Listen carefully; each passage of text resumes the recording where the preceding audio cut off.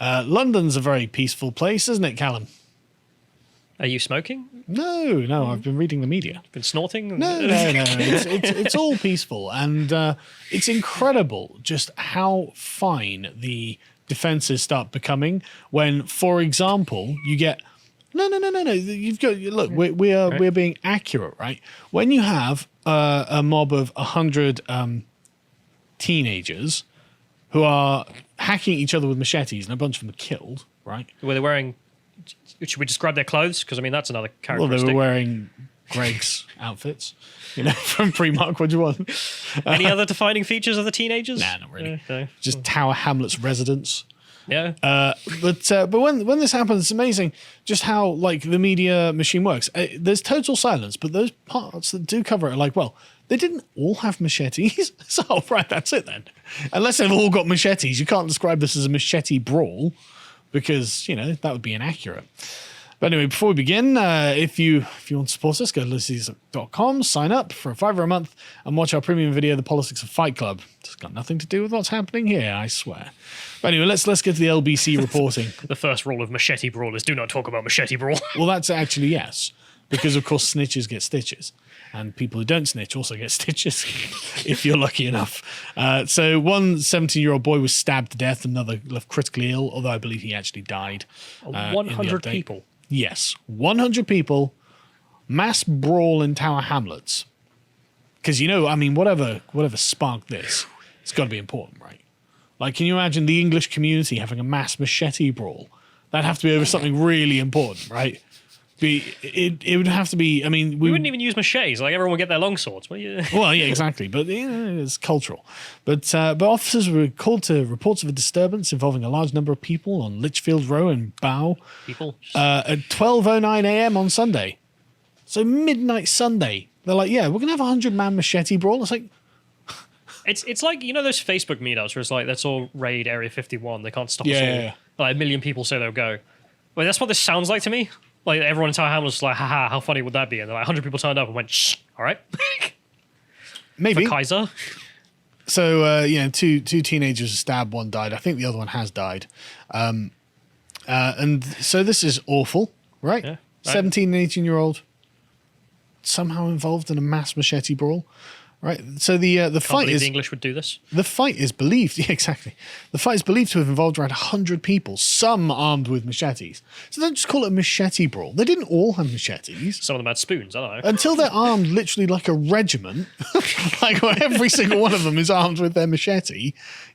So, but anyway, this absolute insanity. What started this? Well, Detective Chief Inspector Mark Rogers of the Met Specialist Crime Command, who's leading the investigation, has said this is a highly worrying incident.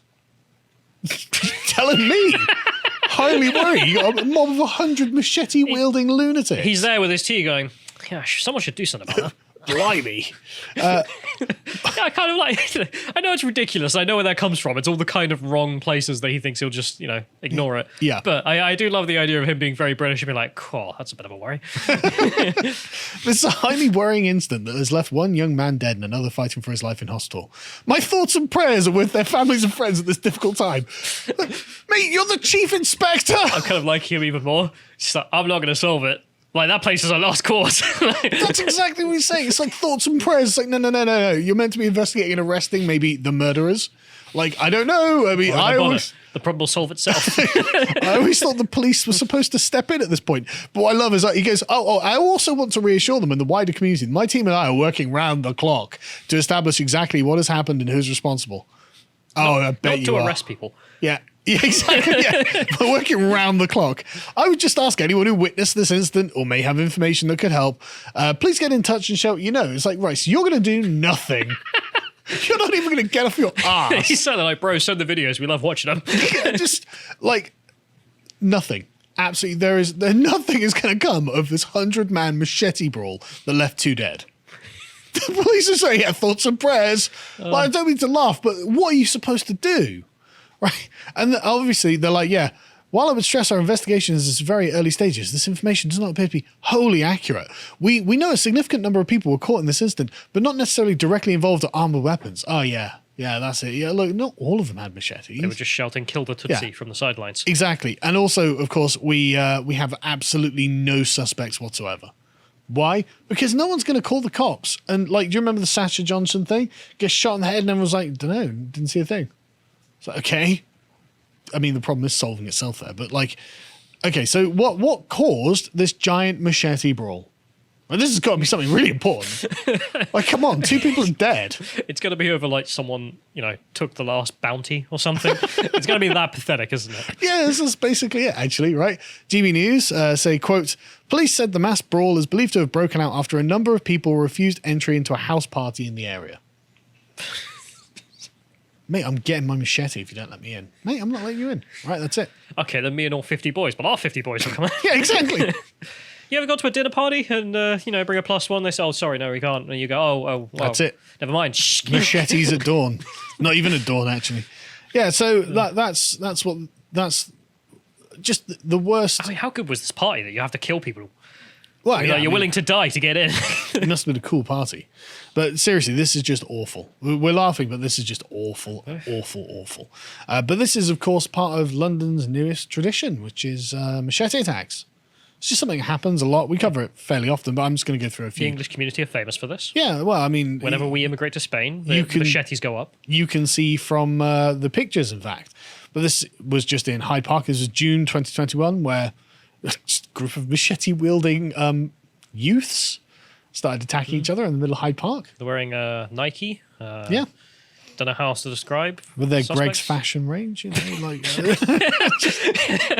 God, that's some cyberpunk dystopia, isn't it? It is, yeah. It's like the Greg machete gangs. It really is. Shopping up customers who go to Pret a Manger. But that was the 2nd of June. It's like, right, okay, well, that's bad. At least it doesn't happen that often, except for the next day, on the 3rd of June. There's another machete attack in London. Yeah. It's like, right, okay. What's it from Greg? This is 2021, by the way. This is in Greenwich. Just bad. Okay, but I mean, okay, what are the odds of, like, one then, and then another one that you're not going to get? Oh, yeah, you're going to get a 3rd one. In the middle of the day in Streatham. Just rival gangs macheting each other in the streets. It just happens. Why wouldn't there? There's no police. Well, 100-man machete brawl on a Sunday night because someone can't get into a house party. Well, it's starting to look kind of expected, really, isn't it? We'll keep going. So in October, Richmond attack in Richmond Park. Just machetes, machete men, I guess, people with machetes. I don't know. Is that how we describe them? Machetists. The machete men. Yeah, why not? Like they're apparently targeting upmarket cyclists. Yeah, the tutus came out and high-end bike thefts. looking for tootsies. Yeah, no, they attack the guy, chop him up a bit, take his bike. It's like, okay. I don't think you need to. I think he'll give you the bike. You've got a machete. Yeah, but you brought the machete all this way. You don't. I pay for him. You buy a blender. You got to blend everything. Yeah, you've got a machete. You've got to machete everything. Right, but again, like it's okay. You're gonna machete a guy to steal his bike. Okay, all right, lunatic. £10,000 bike. Ooh. I guess so. What kind of bike is that? A very expensive one. But anyway, let's go to the next one, in which a mother and son decided to machete kill some 17-year-old. Again, sterling, upstanding members of the English community, right? Have you seen those videos of like little TikToks where it's a test? So like the mum will come in and say to their young kid, like, you need cards out because I'm going to fight her mum and you're going to fight her kid. And like the joke is that the kids always go, yeah, mum, I got you. They come out. Like, is that how this went down? I have not seen this. But basically, right, they decided to machete this boy to death because, quote, he had been bothering her. He's bothering my mother. Oh, I guess we're going to murder him then. The reenactment of how this went down. I say, son, there's quite the bother outside. Oh, is there, mother? Well, I'm very annoyed because he's been repeatedly knocking on the door looking for him. Yeah. And it's like, right, he's been carrying around knocking. Keeps asking if you're coming out to play. Yeah. Oh, and it's a terrible bother. It's like, no problem, Mum, I'll get the machete. Don't worry, son, I'll come with. Let's make sure we do a good job now. And that's what happened in this case. And it's just like, right, you are insane maniacs. Nicola Layton and her son Tyrese Ulysses murdered some kid, as well as 3 as a teenager. Just mental, right? But then you get this one from April 2022, which I thought was just remarkable, right? So there's a machete attack on the underground, as you do, right? But a machete-wielding man told panicked onlookers, "This is not a terror attack. I only want that guy." Oh, fair enough, thank mate. God. Oh, yeah. Whoa. Thank God. I was worried that this was a terrorist attack, but I mean, like, you know, that would have been bad. I'll go to the next carriage then. I'll see But you. if it's just a targeted assassination of that guy because you're a lunatic, well, that's just another day in London. Could you not wait till you got off the tube to do this as well?